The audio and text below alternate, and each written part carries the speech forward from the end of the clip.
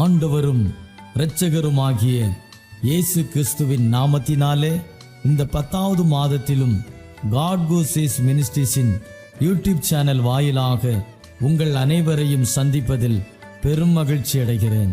தேவனாகிய கர்த்தர் இந்த ஆண்டு துவங்கி 9 மாதங்களை கடந்து 10வது மாதத்தில் கிருபையால் பிரவேசிக்க செய்திருக்கிறார்.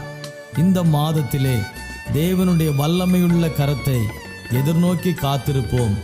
அவர் நமக்கு அற்புதங்களை செய்கிறவர். இன்னும் அதிகமாய் நாம் அவர் மீது வைத்திருக்கிற விசுவாசம் வீண் போகாதபடிக்கு நாம் நம்பியிருக்கிறவைகளை தேவனாகிய கர்த்தர் ஜெயமாய் வாய்க்க பண்ண உண்மையுள்ளவராயிருக்கிறார். இப்படிப்பட்டதான காரியங்களிலே தேவனாகிய கர்த்தரை உறுதியாய் பற்றி கொள்வோம். எல்லா சூழ்நிலைகளிலும் நம்மையும் நம் குடும்பத்தையும் நடத்த தேவன் உண்மையுள்ளவராயிருக்கிறார். தேவனாகிய கர்த்தர் நம்மை கொண்டு தேசத்திலே நம் குடும்பங்களிலே பெரிய காரியங்களை செய்ய போகிறார். ஆகையால் பயப்படாதிருங்கள், திடன் கொள்ளுங்கள். உலகத்தை ஜெயித்தவர் நமக்குள்ளே வாசம் பண்ணுகிறார். ஆகையால் விசுவாசத்தில் நிலைத்திருப்போம். கர்த்தர் தாமே உங்களையும் உங்கள் குடும்பங்களையும் ஆசீர்வதிப்பாராக. ஆமென்.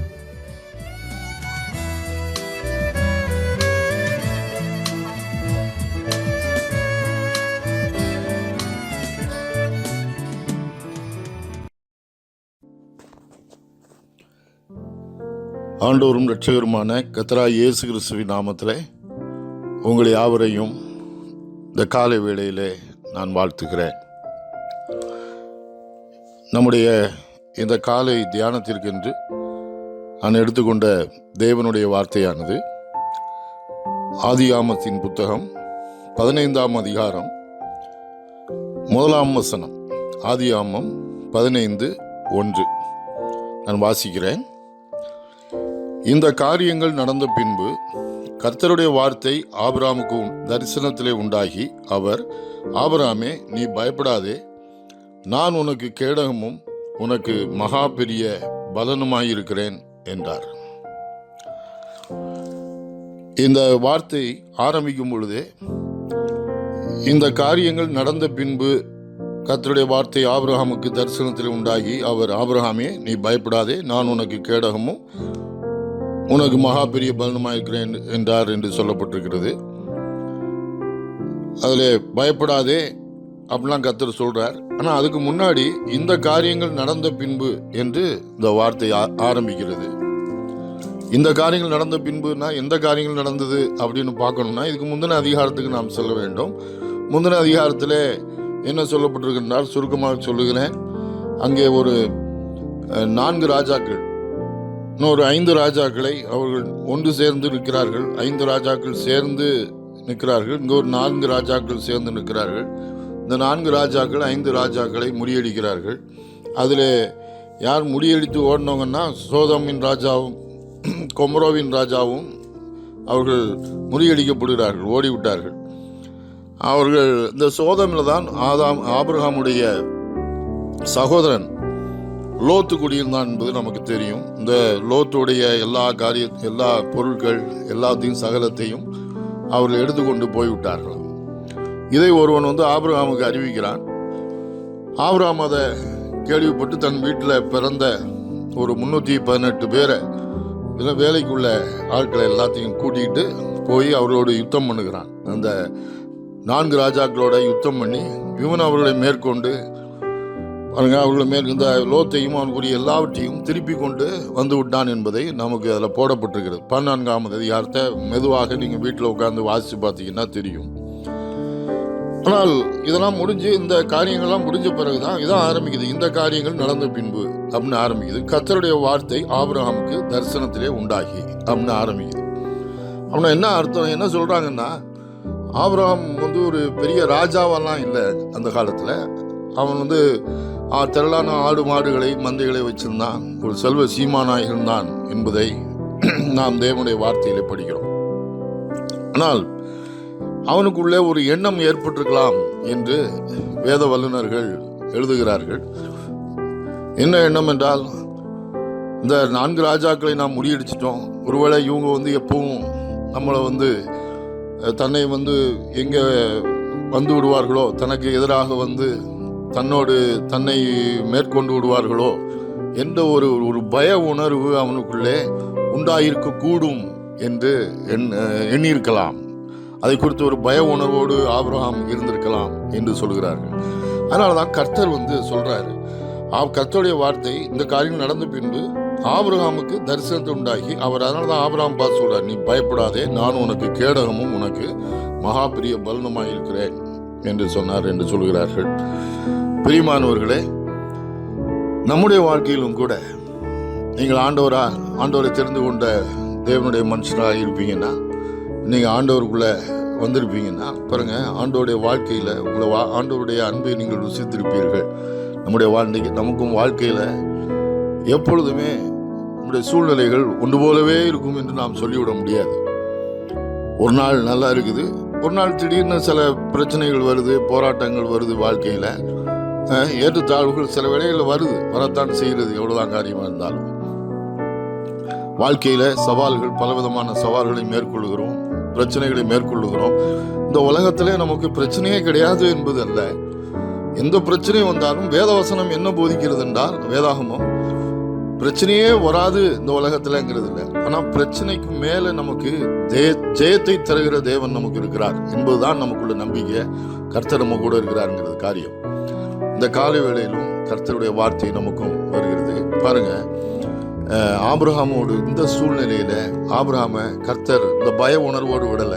வாழ்க்கையில அவனை தேற்றும்படி, அவனை தைரியப்படுத்தும்படி கர்த்தருடைய வார்த்தை அவனுக்கு உண்டாகினது. கர்த்தருடைய வார்த்தை அவனுக்கு வந்தது. அவனுக்கு தரிசனத்துல கண்டான் என்று போட்டிருக்கிறது. நம்மிலும் அநேகர் பாருங்க, பல சூழ்நிலைகளிலே கர்த்தர் நம்மோடு பேசுகிறார். இப்போ நீங்க இந்த வார்த்தையை கேட்டுட்டு இருக்கிறீங்க, கர்த்தர் இந்த வார்த்தையின் மூலம் உங்களோடு பேசுறார். நீங்க கேட்குறீங்க. நீங்கள் அநேக பரிசுத்த வேதாகமத்தை எடுத்து நீங்கள் படிக்கும் பொழுதே இப்படிப்பட்ட தேவனுடைய கர்த்தர் உங்களோடு பேசுகிறதை உங்களால் உணர முடியும். வாழ்க்கையில் பலவிதமான பிரச்சனைகளோடு இருக்கும்போது தேவனுடைய வார்த்தை உங்களோடு பேசும். கர்த்தருடைய வார்த்தை உங்களுக்கு வரும், பல்வேறு சூழ்நிலையில் உங்களுக்கு வரும். அப்போது கர்த்தர் நம்முடைய வாழ்க்கையில் சில வேளையில் கர்த்தரே நம்மகிட்ட பேசுகிறத உணர முடியும். இதுதான் அவங்கள சில சூழ்நிலையில் ரொம்ப பிரச்சனைகள், வாழ்க்கையில் பலவிதமான அங்கலாய்ப்புகள், பலவிதமான திகைப்புகள் வாழ்க்கையில் இருக்கும்போது கர்த்தரே நம்மகிட்டே உள்ளுக்குள்ளேருந்து ஒரு பேசுகிறதை நம்மளால் சில வேளையில் உணர முடியும். கர்த்தருடைய வார்த்தை வந்துட்டுனா அப்புறம் தைரியமாயிடும் வாழ்க்கையில். எனவே பாருங்கள், கர்த்தருடைய வார்த்தை நமக்கு தேற்றல்னா நம்மளால் அந்த உலகத்தில் வாழ முடியாது. நிறைய சூழ்நிலைகளை மேற்கொண்டு வாழ முடியாது. அதனால தான் மனுஷனுக்கு வாழ்க்கையில் நம்பிக்கையற்ற மனுஷர்களாக இருக்கிறார்கள். ஏன்னா அதுதான் தேவன் வேணும், கர்த்தர் வேணும். இதை சொல்கிறவர் யார்? இப்போ பாருங்கள், இந்த ஆபிரகாம் வாழ்க்கையிலும் இப்படி தான் இருந்தது. இப்போ நீங்கள் கேட்டுக்கிட்டு இருக்க உங்கள் வாழ்க்கையிலும் பல பிரச்சனைகள் இருக்கலாம். நீங்கள் பலவிதமான பிரச்சனையோடு இருக்கலாம், பலவிதமான கஷ்டத்தோடு இருக்கலாம், பாரத்தோடு இருக்கலாம், சவால்களோடு இருக்கலாம், பலவீனங்களோடு இருக்கலாம். என்ன செய்யறதுனே தெரியலையே, எல்லா வழியும் அடைக்கப்பட்டிருக்குது, என்ன பண்ணுறதுன்னு தெரியாமல் இருக்கலாம். ஆனால் கர்த்தருடைய வார்த்தை உங்களுக்கும் இருக்கிறது. இது ஆபிரகாமுக்கு தான் சொன்னாருங்கிறது இல்லை, தேவனுடைய வார்த்தை உங்களுக்கும் சேர்த்தான் எழுதப்பட்டிருக்கிறது. இப்போ சொல்றாரு, முதலாவது என்ன சொல்றாரு தெரியுமா? ஆபிரகாமே நீ பயப்படாதே. முதலாவது சொன்னது அதுதான். இன்னைக்கு உங்களையும் அதுதான் சொல்றாரு கர்த்தர். உங்க பேரை சொல்லிட்டு சொல்றாரு, நீ பயப்படாதே அப்படிங்கிறாரு. உங்களை பார்த்து கர்த்தருடைய வார்த்தை வருது. நீங்க யாராவும் இருக்கலாம், நீ பயப்படாத அப்படின்னு கர்த்தர் சொல்றாரு. பயப்படாதப்பா, பயப்படாதம்மா அப்படின்னு சொல்றாரு. சொல்றவர் யார் தெரியுமா? சொல்றவர் சாதாரண ஆள் கிடையாது. ஏதோ சொல்கிற ஆள் ஒரு பலவீனமான ஆள், சொல்கிறவர் ஒன்றும் இல்லாத ஆள், ஒரு அதிகாரமே இல்லாத ஆள் அப்படிங்கிறார். சர்வலோகத்துக்கும் அண்ட சராசரங்களுக்கும் அவர்தான் ஒரே ஆண்டவராயிருக்கிறார். வானத்துக்கும் பூமிக்கும் அண்ட சராசரங்களுக்கும் அவர்தான் ஆண்டவர். அவர் சர்வ வல்லவர். அவர் அடுத்த அதிகாரத்தில் பார்த்தீங்கன்னா 2 அதிகாரம் சொல்லி 17 அதிகாரத்தில் சொல்றாரு. அதே ஆபிரகாமை பார்த்து சொல்றாரு, ஆபிரகாமே நான் சர்வ வல்லமை உள்ள தேவன் சொல்றார். அப்படிப்பட்டவர், வானத்தையும் பூமியும் உண்டாக்குனவர், பேசுறவர். பாருங்க, இன்னைக்கும் கர்த்தர் சொல்றாரு, நீ பயப்படாத. வாழ்க்கையில பாருங்க, இன்னொன்னு சொல்றேன், என்னதான் தேவன் இந்த ஆபிரகாம்கிட்ட பேசுற, வானம் பூமி உண்டாக்குன தேவன் கர்த்தர் எல்லாவற்றையும் தன்னுடைய தெய்வீக கட்டுப்பாட்டின் எல்லையின் கீழ் தான் எல்லாவற்றையும் இயங்க வச்சிருக்கிறார். எல்லாம் அவருக்கு கீழே தான் இயங்கிட்டு இருக்குது. எல்லாத்துக்கும் மேலேயும் அதிகாரம் உடையவர் அவர் தான். அவரை மிஞ்சி எதுவுமே என்ன செய்ய முடியாது, போகவே முடியாதுன்னு சொல்றாங்க. அவர் சர்வ வல்லமை உள்ள தேவன். எல்லாம் அவருடைய கட்டுப்பாட்டுக்குள்ள தான் இருக்குது. அப்போ அவர் நம்மகிட்ட இடைப்படுறாரு. நீ பயப்படாதன்னு சொல்லிட்டாருன்னா வாழ்க்கையில் நம்ம பயப்பட வேண்டிய அவசியமே இல்லை. வாழ்க்கையில் கர்த்தர் சொல்றார் பயப்படாத அப்படிங்கிறார். அடுத்தாப்புல பார்த்தீங்கன்னா இன்னொரு வார்த்தை சொல்லப்பட்டிருக்கிறது. இதை சொல்லிடுறேன். நான் உனக்கு கேடகமும் என்ற ஒரு வார்த்தையை பயன்படுத்துறார். வாழ்க்கையில அப்படி வந்துருமோ, இப்படி வந்துருமோ, இப்படி ஆயிருமோ, அப்படி ஆயிருமோன்னு நினைக்கிறோம். ஆபிரகாமுக்கும் அப்படிப்பட்ட உணர்வுகள் வந்தது. கொஞ்ச நேரம் அப்படியே கொஞ்சம் சிந்தனையை அப்படியே விட்டுட்டீங்கன்னா போதும். வாழ்க்கையில நமக்கு அப்படி இருமோ, அப்படி ஆயிருமோ, இப்படி ஆயிருமோ, பல விதமான உணர்வுகள் வர ஆரம்பிக்கிறோம். வாழ்க்கையில பல சிந்தனைகள் வர ஆரம்பிக்கும். அப்போ ஆபிரகாம்கிட்ட கர்த்தர் அதனால தான் பேச, நான் உனக்கு கேடகமா இருக்கிறேன், நான் உனக்கு கேடகம் அப்படிங்கிற, நானே கேடகம்ங்கிறாரு. பாருங்க, இந்த கேடகம்ங்கிற வார்த்தையை ரொம்ப ஃபெமிலியராக ரொம்ப நம்ம பயன்படுத்துகிற இடம் எபேசியர் 6ஆம் அதிகாரத்தில் நம்ம பார்க்குறோம் இல்லையா? சர்வாயுத வர்க்கம் என்ற ஒரு அந்த சாப்டரில் போடப்பட்டிருக்கிறது இல்லையா? எபேசியர் 6ஆம் அதிகாரத்தில் சர்வாயுத வர்க்கத்தை குறித்து அப்போஸ்தலனாகிய பவுல் எபேசு பட்டணத்து மக்களுக்கு எழுதுகிற நிருபத்தில் எழுதுகிறார். அதில் சொல்றார், விசுவாசம் என்னும் கேடகத்தை. கேடகம் என்னன்னு கேட்டிங்கன்னா, பலவிதமான காரியம் நம்மளை சுற்றி நெருங்கும் போது வரும்போது அந்த கேடகத்தை பிடிச்சிட்டிங்கன்னா எல்லாமே நம்மளை எதுவுமே ஒன்றும் பண்ணாது, நம்ம எதுவுமே செய்ய முடியாது. நம்ம அந்த கேடகத்துடைய மறைவில் இருப்போம். நாம் எல்லாமே அந்த கேடகத்தில் தான் போய் என்ன செய்யுமா முட்டும். அதில் அது ஸ்ட்ராங்காக இருக்கிறதுனால அந்த கேடயம் எவ்வளோ ஸ்ட்ராங்காக இருக்குதோ அவ்வளோக்கு அவ்வளோ நமக்கு கேரண்டி, நம்மளை எதுவுமே ஒன்றும் பண்ண முடியாது. இங்கே என்ன சொல்கிறாரு, இந்த கேடயம் எதையோ ஒரு கேடயத்தை தூக்கி நீ புடின்னு சொல்லலை.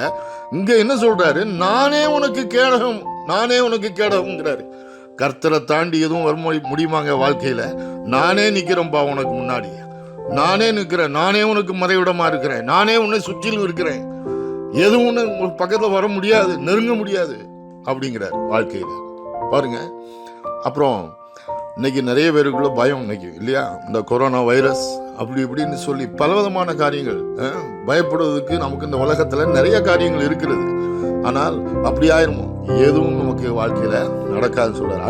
அடுத்த வார்த்தை சொல்றாரு, நான் உனக்கு கேடகமும் மகா பெரிய பலனுமா இருக்கிறேன். ஐ எம் யுவர் ரிவார்டு என்று சொல்கிறார்.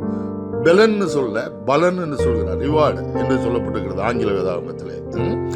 ரிவார்டு, நன்மைகள், நமக்கான ரிவார்டை கொடுக்கிறவர் அவர். நல்ல ரிவார்டை நமக்கு வாழ்க்கையில நல்ல ரிவார்டுகளை கர்த்தர் நன்மைகளை நமக்கு அருளி செய்கிறார். உங்களுடைய வாழ்க்கையில உங்களுக்கு வர வேண்டிய எல்லா நன்மையையும் உங்களுக்கு கொடுக்கிறார். அவரே நன்மைக்கு எல்லா ஊற்றுக்கும் காரணர், அவரே நன்மையாக ஊற்றுக்கும் காரணராக இருந்து எல்லாவற்றையும் நமக்கு வாழ்க்கையில அருளி செய்கிறவர்.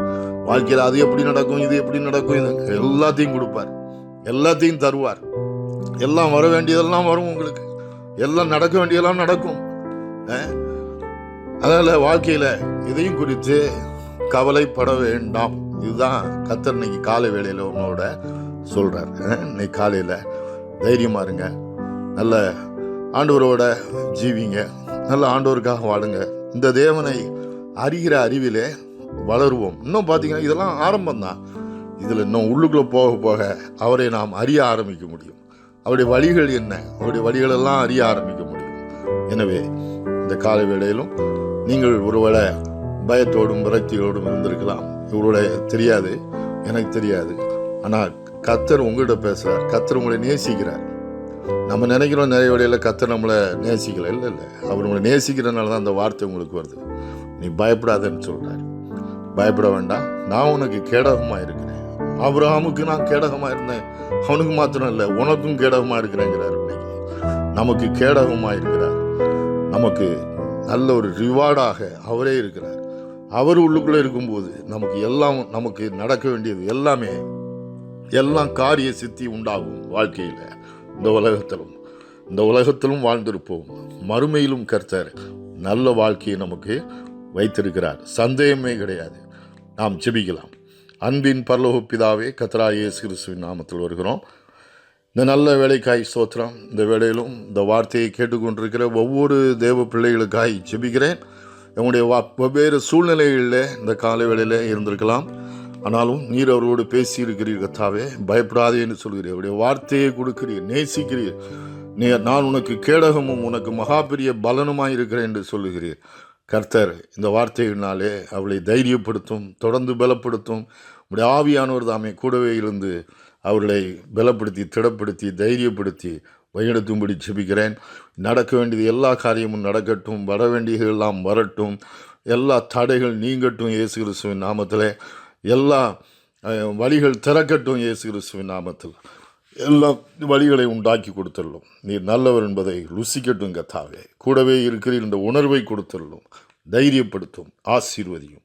இயேசு கிறிஸ்துவின் நாமத்தில் ஜெபிக்கிறோம் அன்பின் பிதாவே, ஆமென்.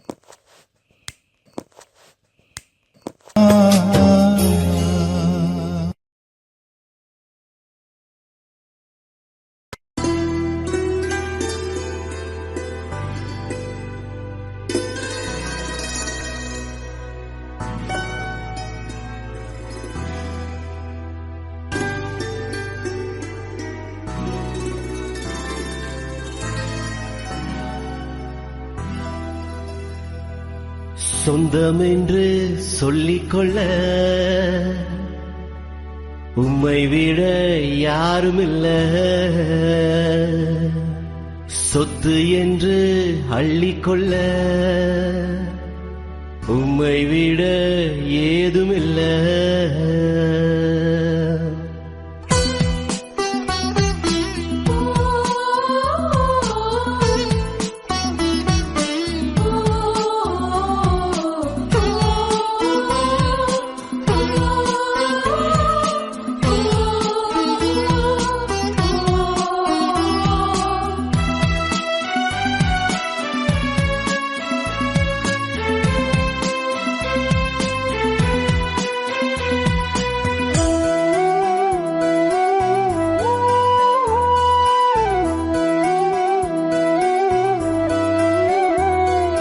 சொந்தம் என்று சொல்லிக்கொள்ள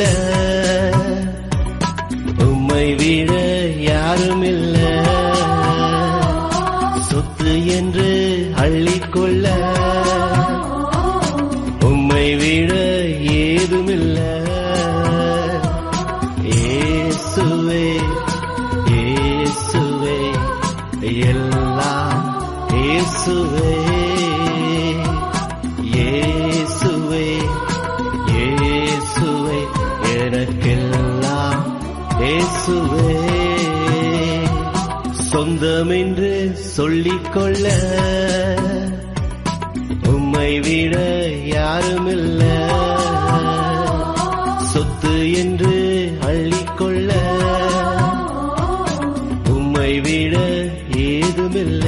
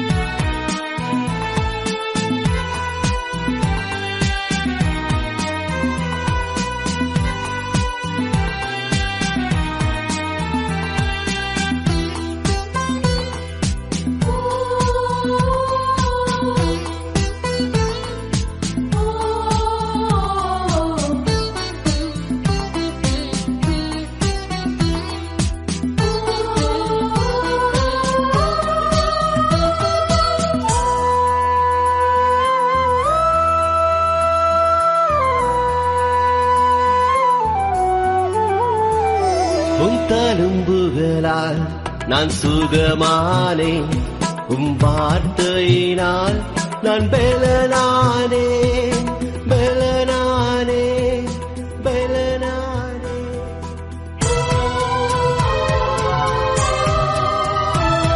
உம் தழும்புகளால் நான் சுகமானேன். உம் வார்த்தையினால் நான் பெலனானே பெலனானே பெலனானே.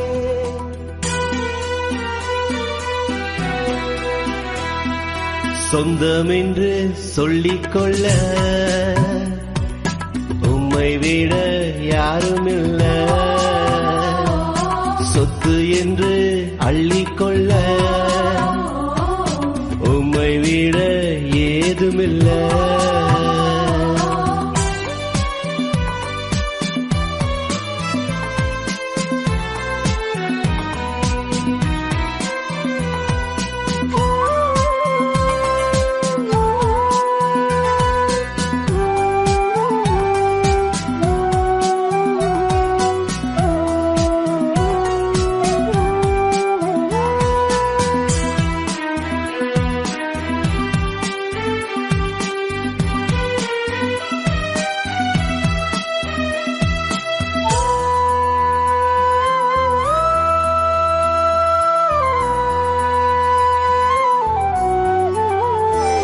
உம் கிருபையினால் நான் பிழைத்துக் கொண்டேன். உம் பாசத்தினால் நான் திகைத்து போனேன், திகைத்து போனேன், திகைத்து போனேன். உம் கிருபையினால் நான் பிழைத்துக் கொண்டேன். உம் பாசத்தினால் நான் திகைத்து போனேன், திகைத்து போனேன், திகைத்து போனேன். சொந்தமென்று சொல்லிக்கொள்ள உம்மை விட யாருமில்லை. சொத்து என்று